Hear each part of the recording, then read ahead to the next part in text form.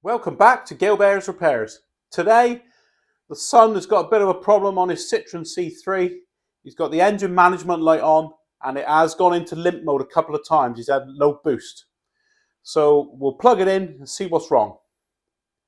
Right, let's get on with it.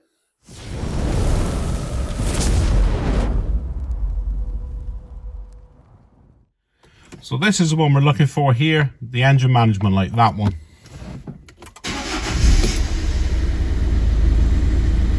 So we're all plugged in.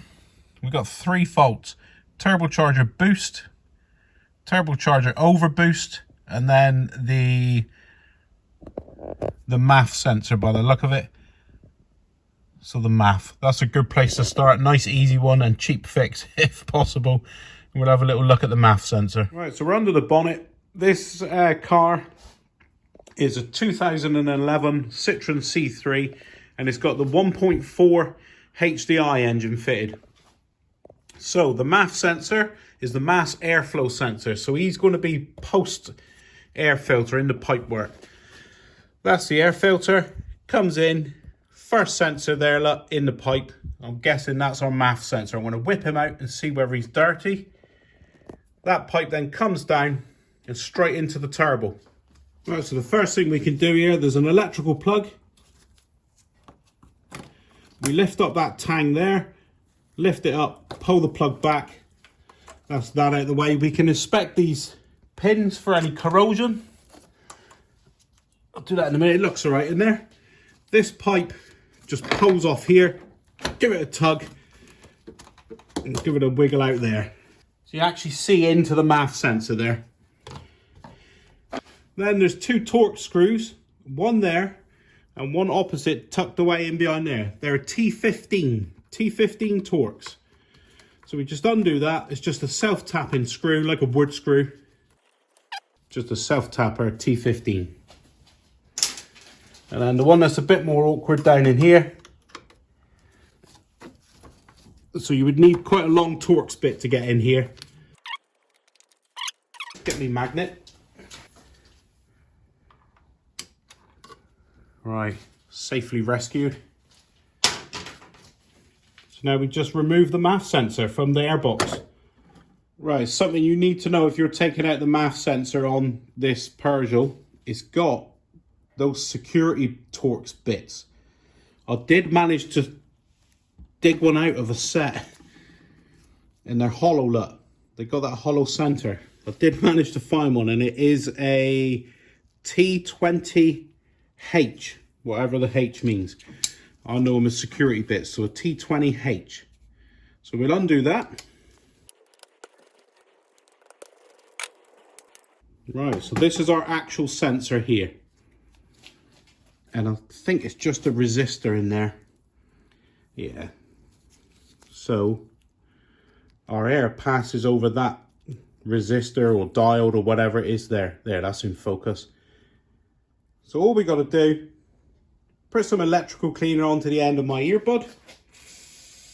Give it a spray. So just wetting down the end of the earbud.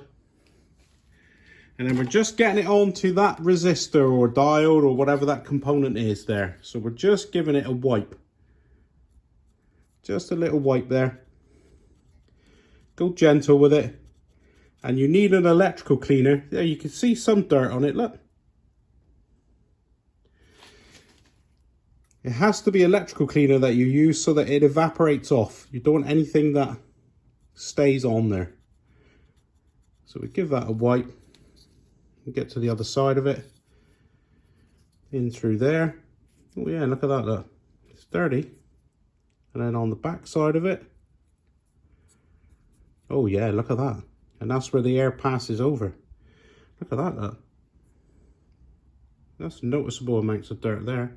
I've got a torch. Right, there we go. Inspect the pins. They all look really nice. Very shiny. No green or crusties on there. So I'm happy with that side of it. We'll also inspect.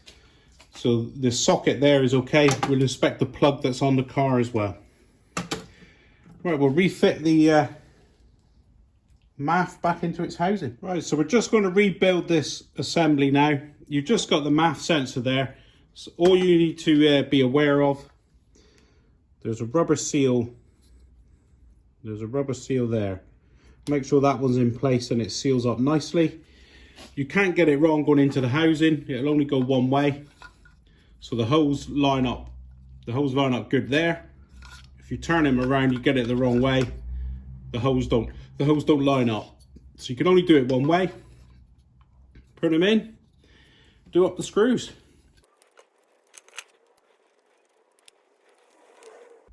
Just a firm nip up. You're not creaming these up, you'll crack the plastic. So just firmly nip, there we go. So that assembly is ready to fit now. And you can see there that the air that's flowing in just passes over that sensor.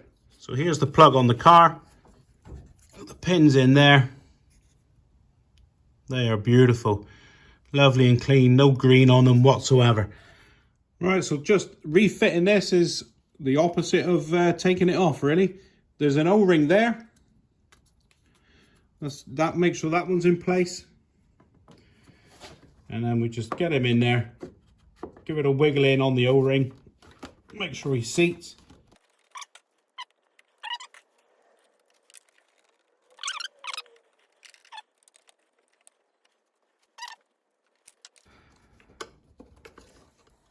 Right, so we're going to put this back now. Inspect for any cracks or fractures in the plastic. Make sure it's all in good order.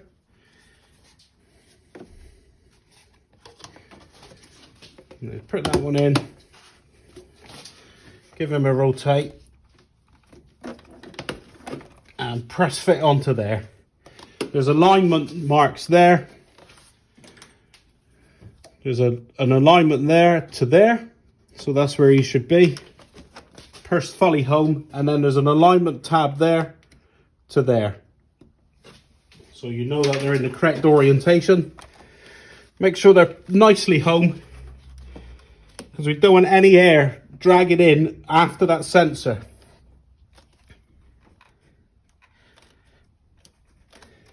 So that's nice. Now we click the electrical plug back on. Wait for him to snap. And then give him a tug test. Give him a tug test, make sure he's there. So that's it. This is the initial part of my fault finding. I'm now going to clear the codes in the computer, take it for a spin, see what happens. Right, so I'm back inside the car. I've got my dongle connected. I've got it to my iPad.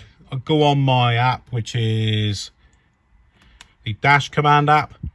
So it's now going to connect to the car, which it has. It's connected. Diagnostics. And then we'll read codes.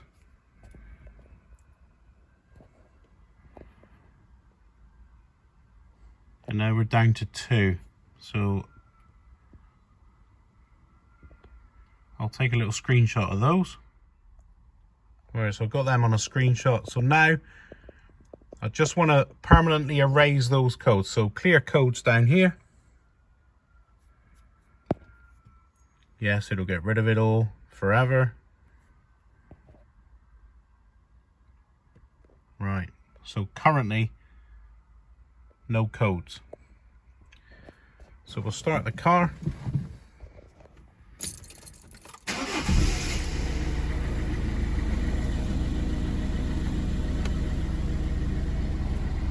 Oh, we have no engine management light.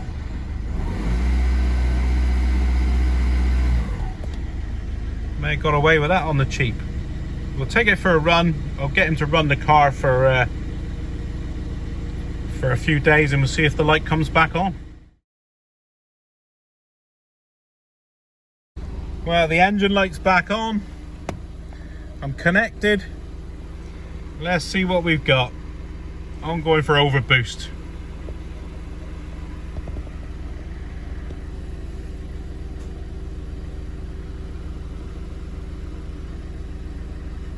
Turbocharger overboost.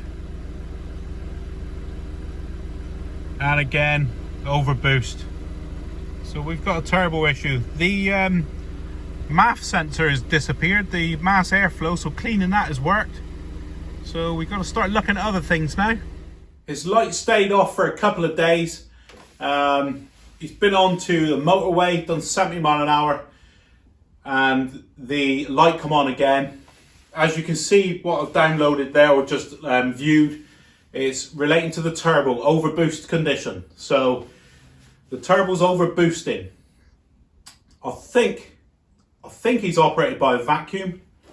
So there'll be a vacuum that pulls an actuator which does the variable vane turbo, and I think that vacuum may be controlled by a valve. So first thing I want to do is take off the heat shield around the turbo. I just want to see if that actuator arm is moving on the variable vanes for the boost. We'll do that now. I think it's only a couple of 10mm bolts. So we'll open it up and have a little inspect, see what we find. So the turbo is in behind this heat shield. By the look of it, if I just get the light, I think there's just a couple of bolts in there, a couple of nuts, and I think there's only just one down on the front there. Just this one here, I think. So there's a 10mm to get this heat shield off, down through there. We can get him off. Just a 10mm nut.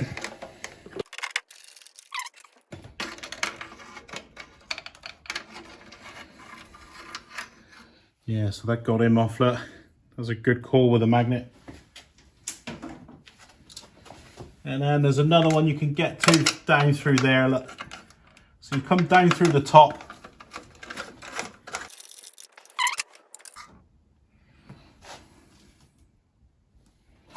And I'm just going on with a 10mm ratchet spanner on that one on the front.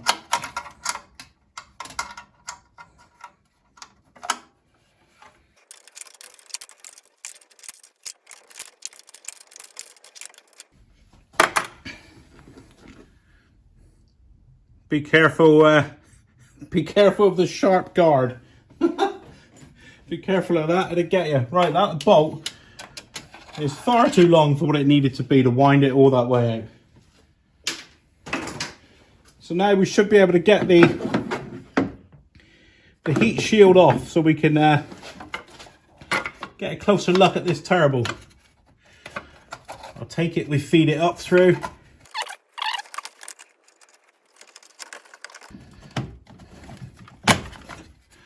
I've bent him out through there. So I've bent him, he should be more straight out like that, but I've bent him out through. So I want to see, here is the turbo actuator. So this does the variable vane or the wastegate or whatever it is. So I just want to see if this operates freely.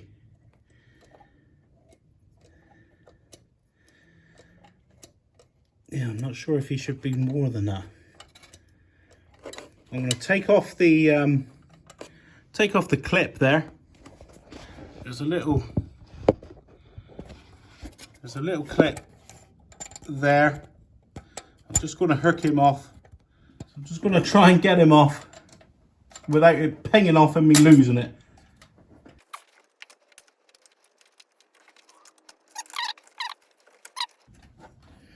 Well, I got him. So he's a bit of a struggle. So if you can see him there, so in focus, you get your screwdriver into there and you hook him out. You drag him out off of there. Right, so this is what I want to get to. I just want to see. So without that connected, so now the turbo is independent from the actuator. And that is perfectly free. So I'm not sure if this has got a variable vane or whether it's got a wastegate, I don't know. But that is working lovely. So now it's just this arm. And he's connected to a vacuum unit, an actuator unit down there. So there should be a vacuum pipe going to it. I can see it there. So it's this pipe here. So this is the vacuum pipe. and it goes along there to that valve, I think. Right. So I'm happy the wastegate or the variable vane is operating freely. That's not a problem at all. That's lovely. So it's relating now potentially to this vacuum unit here, this diaphragm, the actuator, or this valve. Right, so there's the rod, the actuator rod that comes and attaches to the turbo, and it goes down. I don't know if we get an angle. Oh yeah, I got him. Yes, look at that. So he goes on to there and he pulls the turbo. And that opens and closes the wastegate or opens and closes the variable vanes, whatever this turbo's got on it. So we need to see whether he holds a vacuum. There's this pipe. This pipe here is attached to it. So that's the unit there. And this rubber hose is attached. So if I take that rubber hose off, I'll pop that rubber hose off. Now I can put my finger over the end of the pipe and see whether it holds, or push it in and see whether it holds a vacuum, whether this unit's faulty or not.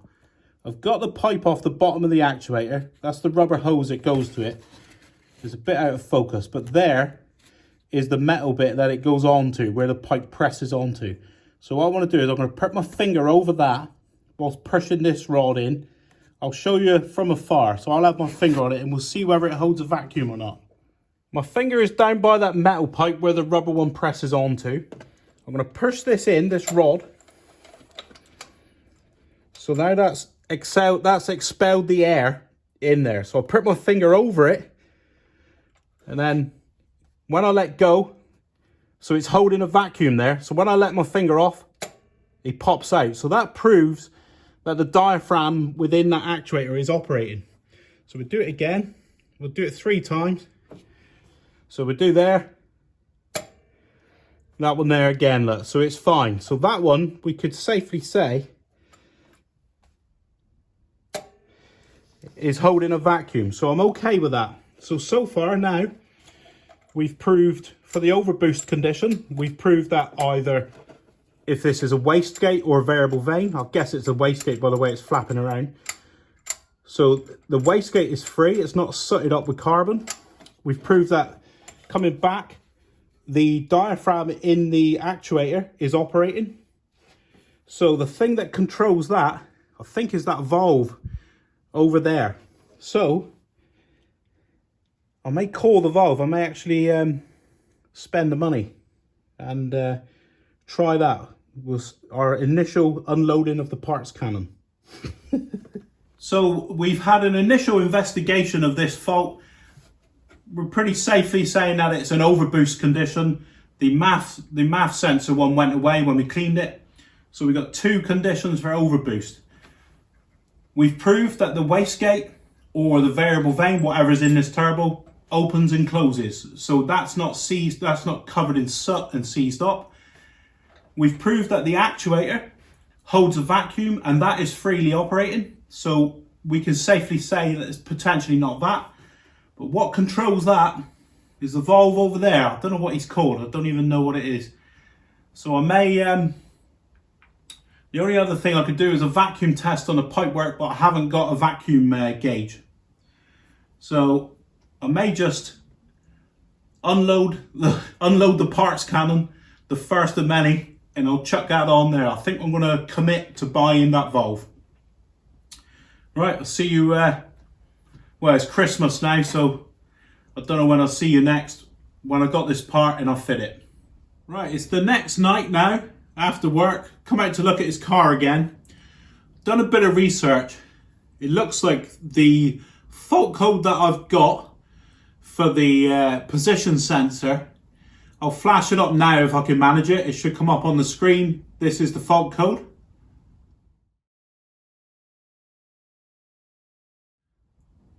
So after doing a bit of research, it's not that valve over there that I thought it was, the solenoid. It looks like it's one on the end of the actuator, the one where I checked for the vacuum. Oh. It appears it's the one on the end. No, I didn't realise there was a sensor on the end of that. I thought it was just a mechanically operated by a vacuum, but there is an electrical plug on it. I'm going to remove this inlet section here. I'll move the camera. It looks like it's just one bolt here. I'll remove this pipe and then we should be able to get a better visual on it so we can see what we're dealing with. Right, so we can take that one off. We had this one off earlier in the video, so we know he'll come off all right. So we get him off. And then it looks like it's just that 10mm there.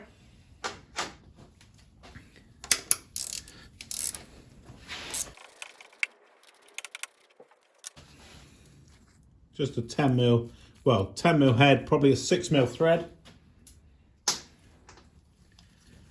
Yeah, and that comes away. So these here looks like you just part that. Oh yeah, it just comes completely away. So those, you just part it like that. And then that allows this pipe to come out of there by the look of it. Oh, there's a cable clip there. Right, so that's away now. And that's the entrance to the turbo, the inlet to the turbo.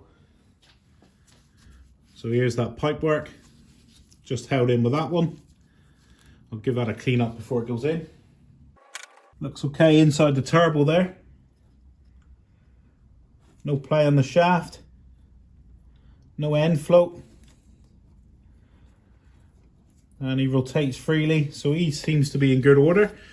So this is what, oh yeah, look, there's an electrical sensor on the end of it there. So I think this may be our issue down here. I'll take you in closer.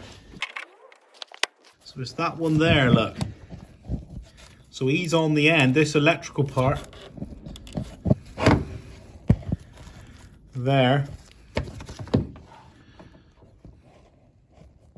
So there is a little plastic section there, you can just make it out. The plastic section there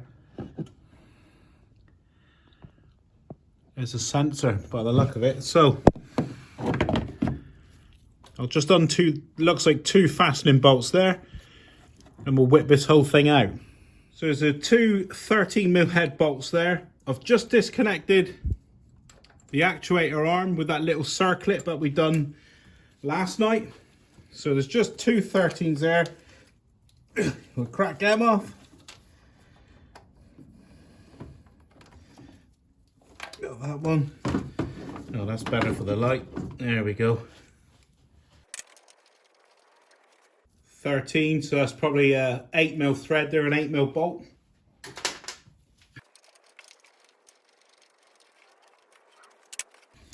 Oh, the vacuum pipe's got to come off the bottom. Right, so you just got to feed it out by the look of it. And disconnect that electrical plug. Oh, look what we got here, look. Something exposed. That's not what we want to see, or maybe what we want to see for the fault.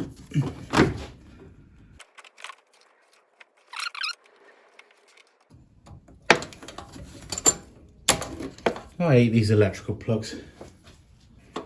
Now let's try and feed this out of here. That pipe's got to come off by the look of it. Yeah, I think if I just remove that pipe, maybe up here as well. Let's just free it all up a bit. There's an 8mm on that pipe clip there that holds one of the vacuum pipes in. It's just that one there. Oh yeah, look, that's got that out nice. So now we can feed the assembly out. Right, so this is what we've got. I've got a feeling it may be that one for that fault code.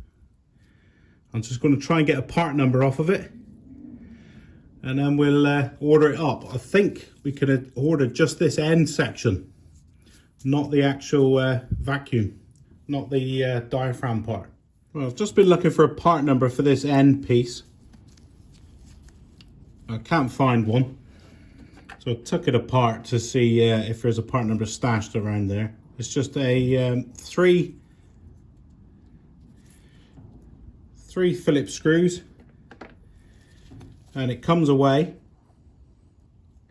There's nothing in there that can fall out by the look of it, and all you've got is a plunger, and that must relay back to the position of the turbo actuator on some sort of sliding scale, relates back to the ECU. So this is the part I need, I think. I'm going to try and find a part number. Don't know if there's one stashed away down here or something.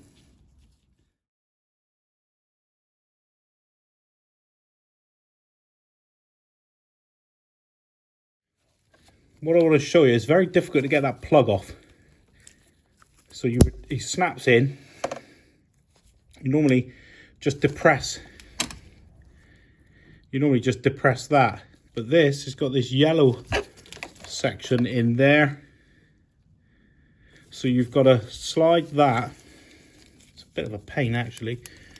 So push that yellow piece back, and then it pushes that tab. You can see it coming out there, look.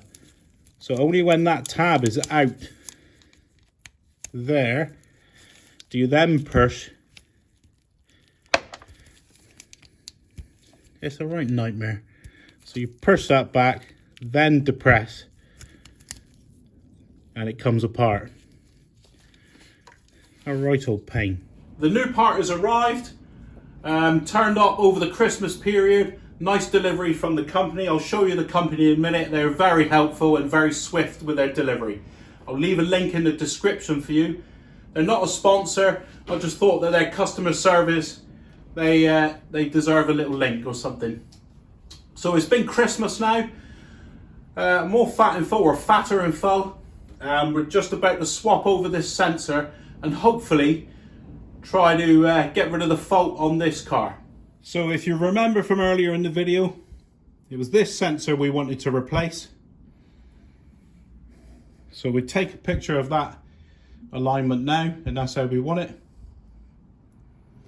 And here's the new component. Comes with 3 new retaining screws, and then the new sensor itself.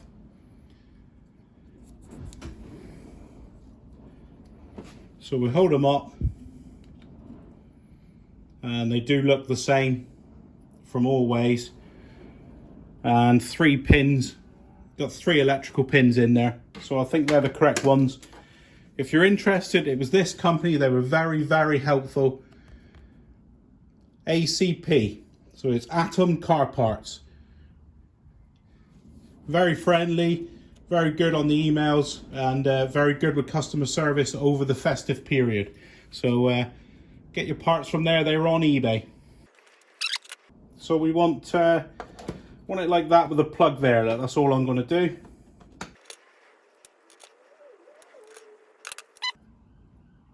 He's got quite a thin O-ring in there. So if we take a look at that one, it's got quite a thin and compressed O-ring around there. And the new one, it's a lot more proud. So that one may have compressed over the years, so that's quite nice. So we'll now stick that one in there. And it's just that plunger. I don't know if it's on a graduating scale or whether it's just off or on. I don't know what, a proximity sensor. So then we just put this on here, making sure that that O-ring is seated. Making sure that that O-ring is seated nicely on there. There he is. And then we'll catch the screws.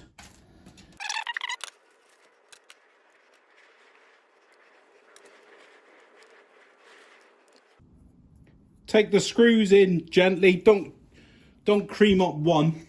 Don't cream up one tight and then try to do the other one, because you'll snap the tang off. So we bring them down gently.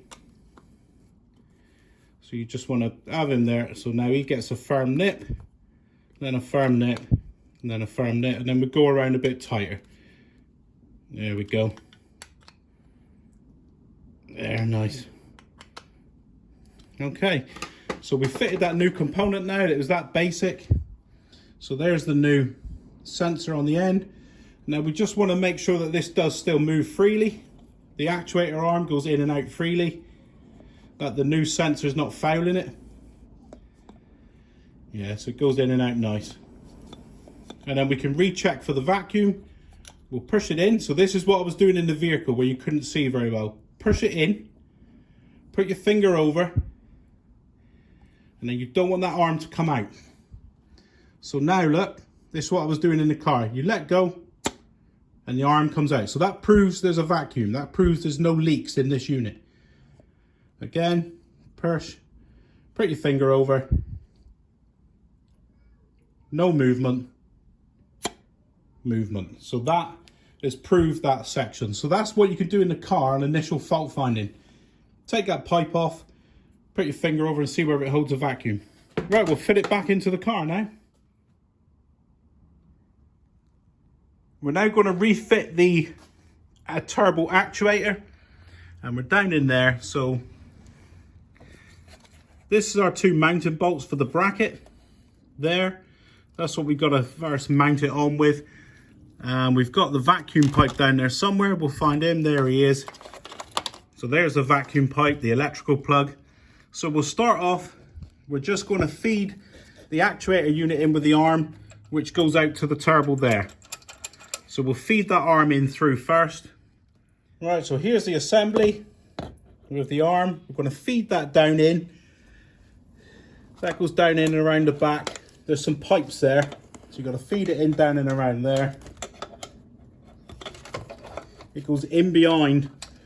I think it's the oil feed pipe to the turbo. So we hook him in. So he's hooked in there now. I'll just catch him on there.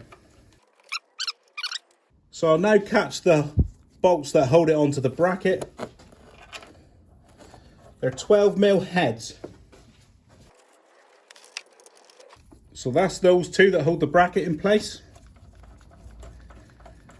We'll spin them up.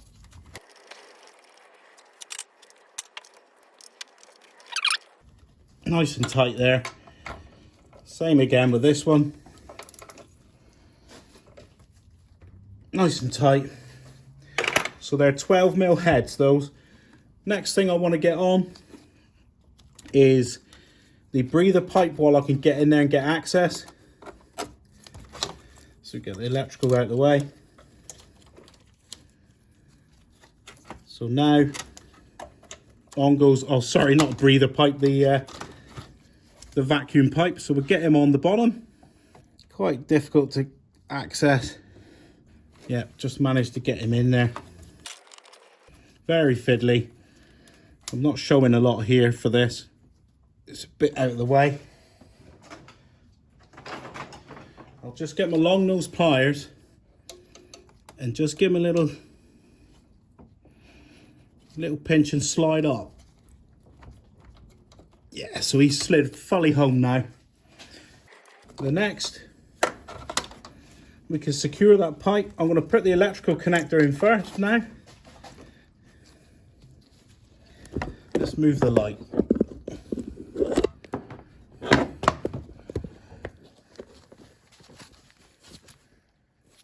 That's a bit better. So we've caught the, there you can see it nicely now. Caught the vacuum pipe on the bottom there on that pipe. Next thing, we've got the electrical connector. Right, the camera kept falling, so I had to move you. Right, so we're up to the electrical plug now. We can snap him in. This come away, look, so I want to make sure that that's back together nicely. Check the cables, they're all in good order. We'll just make sure that that's snapped back so that we're good for the watertight. Push them in and you want to snap. You want to hear it snap shut. Just heard him click. And then always give him a tug test. Make sure he's latched in. He has. That end's come apart again. I'll put that on in a minute. Yeah, it's come away again. So there's an issue there with that plug. But I think it's okay. There's no signs of damage or water ingress. Seems okay, really. Right, I've just done that electrical connector there. I'll just put a cable tie around it.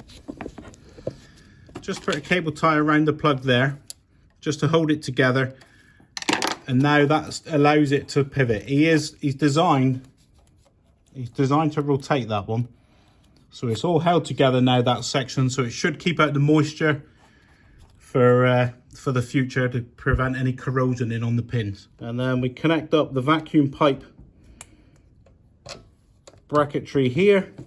We'll screw that one in. Do that one up.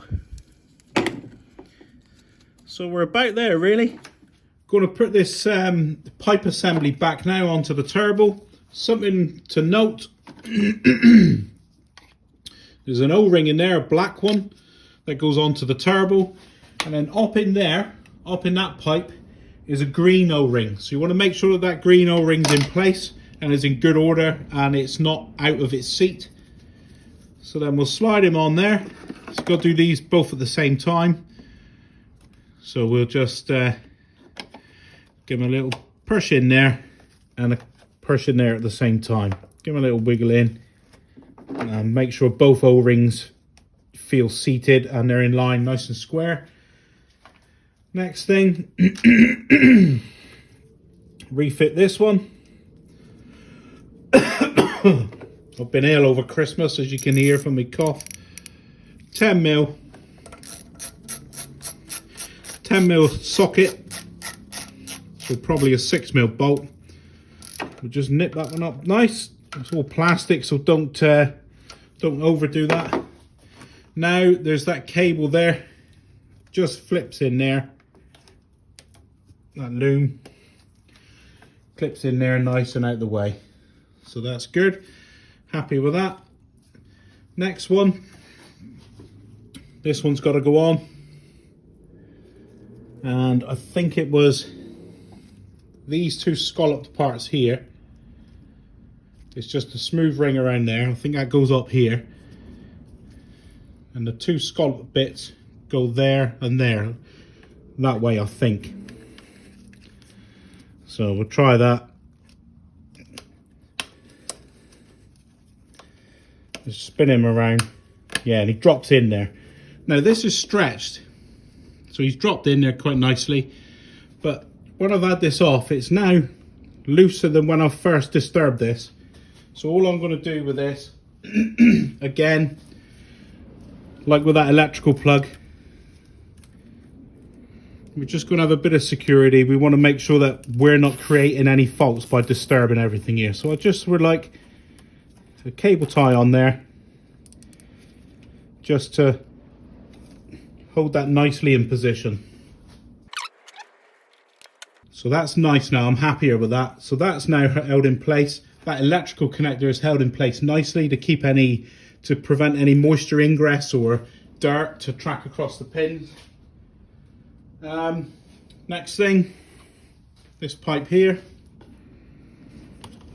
As before, when we were in here before, put him on there first, and then he's got a telescopic section there, look.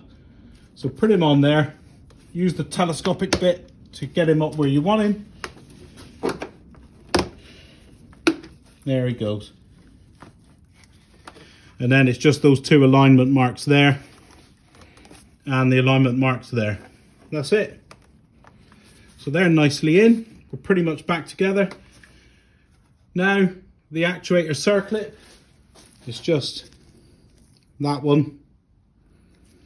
He slides down over the shaft there.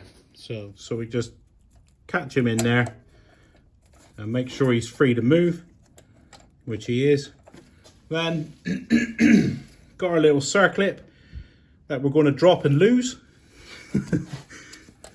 And then we just catch him into his little, there's a little recess there for it to slide into. Just catch him in there. And you just want to push him down until you hear him click. There it goes. I heard him snap into place. So that's nice. That's actuating. We're at the point again now where we're going to take it for a test drive and see if we get any fault lights coming up. Everything's back together now. I've even put the heat shield back on the turbo. Everything's back together as it should be. I'm going to clear the codes like we did previously. Get the engine light out, take it for a spin. It tends to flag up. The light tends to come on when we're doing 70 mile an hour on the motorway, on the dual carriageway. After about 10 or 15 minutes, the light comes on. So we'll try that again, see how we get on. I'm hopeful that it's going to work. So if not, we'll work our way around. We're then definitely unloading the parts coming on this vehicle. Right, so I'm back here with the C3. The bonnet's up, so you know that fault light come back on because I'm back in here. So we're about to unload the parts cannon on this engine. I've got another part, got this one. It's an electro valve. I think he controls the vacuum to the turbo actuator. So I think this is probably our suspect. But I thought the other one was our suspect, and look how far that got me. Right, I'll zoom in, get you the part number, and then we'll have a stab at changing that valve, resetting the computer, back out on a test drive, see if the light comes on. Right, so here's what this valve looks like. It's an electro valve. I think it's just basically a solenoid that turns on and off the vacuum to the actuator on the turbo. Here's the part number for this. It's a 2011 Citroen C3 with a 1.4 HDI engine fitted. The number is 98104 00480. So that's the part number you're after there. That's a genuine part from Citroen. This valve lives here. 2 vacuum pipes there, look. So I'm guessing that's in and out. And the valve lives there. The valve lives there, look, if it's in shot, there. This is the valve that we're trying to get to. It's got 2 securing nuts. There's one there on the top of it, and there's one just tucked away down in behind there, and you can't access it. This bracket's in the way. So this bracket's got to come out the way just to gain access. That's held by, yeah, you can just focus on it there, a bolt there, and then up in behind there, you can just see in there another bolt. So there's 2 bolts to remove there, and then this is the electrical plug to the valve itself. I've undone the electrical plug, and now I'm just undoing the 2 bolts to this bracket here. That bolt's about to fall. Get me magnet on him. Yes, saved. Right, just the top one to do now. Very awkward, this. There we go. So we've got the top one out now. So this should release this bracket now. Yeah, so that's what we're after. So now that bracket's out, just to give us the flexibility to get on that one. I'll take you off the mount and show you. So all I've done there is release this bracket. And by releasing that, I can now get into these. So it's that one that we're interested in there. So I can now get that bracket out of the way, look. And just get my socket onto there to release the valve. I'll do the difficult one first. Get in there. So you're just going on the lower side of that heat shield there. In between there. Just get my magnet in there to get that nut. Don't want to drop him.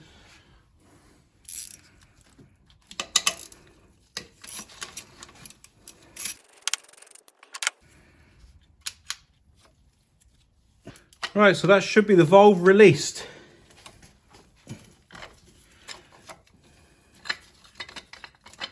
So we've disconnected it electrically.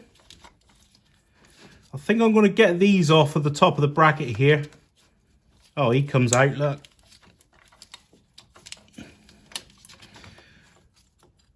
And this one, have to prise him off. I think he's just one of those like Christmas tree connectors on the back. So that's those unclipped. Oh, now we've got nice access. So this is what you can expect to see. There's a little drain there on the bottom. I'll lift this out. So he sits on the studs. Bit fiddly.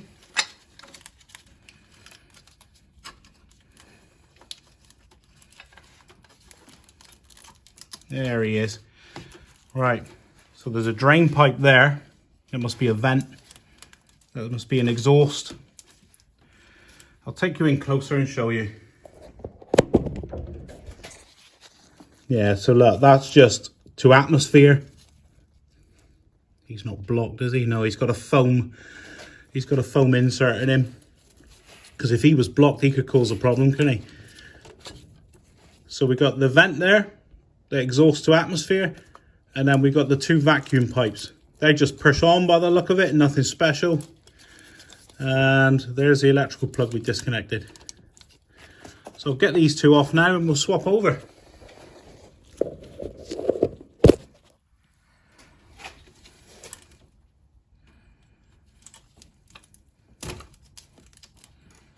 Right, so here's the new part and the old part. It's got a heat shield on it, look. So he's cable tied around. So we'll get the cable tie off. And then we should be able to get the heat shield off of this. There he goes. And the drain pipe, so I'll just swap the drain pipe over now. Just put it there, 1 for 1. And then we'll get the heat shield across. It's stuck on there a bit. At this point, we'll check the part numbers, make sure that they're the same. So now we'll transfer that heat shield across to there. It's only just like a gauze material, nothing special. We'll plonk him in there.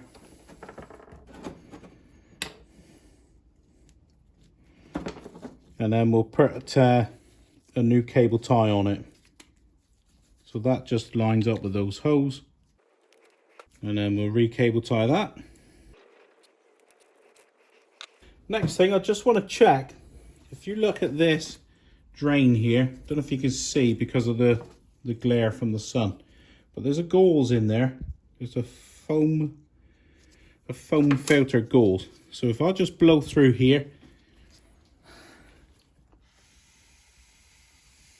yeah, it is venting, it's not blocked, so I'll blow and I'll suck. So it does vent. So he just goes on there, presses onto there, very basic. And that's all we need to do on the bench with this. So potentially this is our suspect item, but so was the other sensor. The green ident on there relates to the green ident on that vacuum pipe there. You can see the green paint. So we can't go wrong with these. Green on green.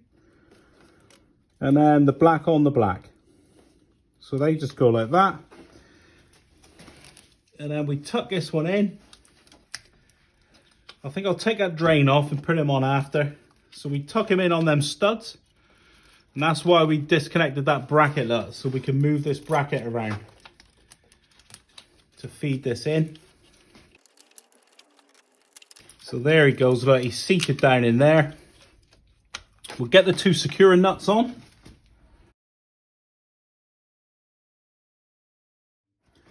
Right, we're ready for a test drive again. I've cleared the codes in the engine computer, so we now got none.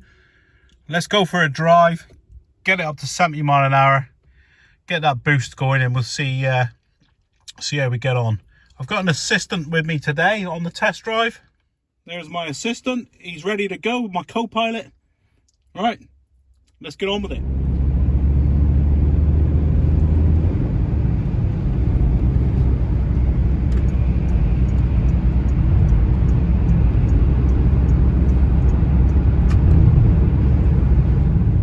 Well, I've been driving for a little bit now on the dual carriageway doing 70, I'll turn around and go back up the dual carriageway, and this is where I had the light come on before, the management light come on after about 10 or 15 minutes of driving.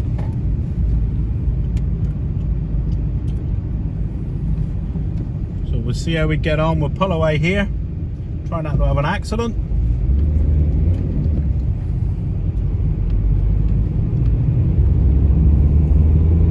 And it's usually coming back along here on this stretch of road to get the management light come on. Here, there's a tracker. That could be me in a minute. On the back of the AA.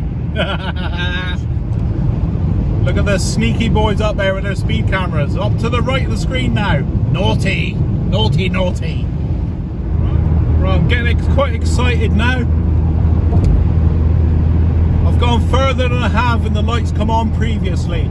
I'm now going up a steady hill now at 70 miles an hour. It's a steady climb for a couple of miles now. So if it works now, I'm going to be very happy. Well, I'm just coming to the brow of the hill. There's about a 2-mile climb. We're doing the speed limit, if you know what I mean. And I've put my foot down for maximum boost and no lights. So yay! I think it's fixed. Woo! This fault's gone away. Looks like we've achieved it after boom booming the parts cannon twice. That ain't bad, twice. The first part, the actuator sensor, the one on the end of the turbo actuator arm, he was £30, and the electro valve, whatever it's called, the one that controls the vacuum, the one that actually fixed the fault, he was £65 from the main dealer. So for £100, we fixed his car. He can take it back up to uni, and shouldn't be a problem for him. Remember that site that I used on eBay, Atom Car Parts. Brilliant customer service over the festive period, over the Christmas and New Year. They were excellent. So I'll put a link in the description. I'm pointing down, I don't know what I'm pointing down to. A link in the description for their website. So if you found this useful and it's been informative to you, could you please like, subscribe and share, and I'll see you next time.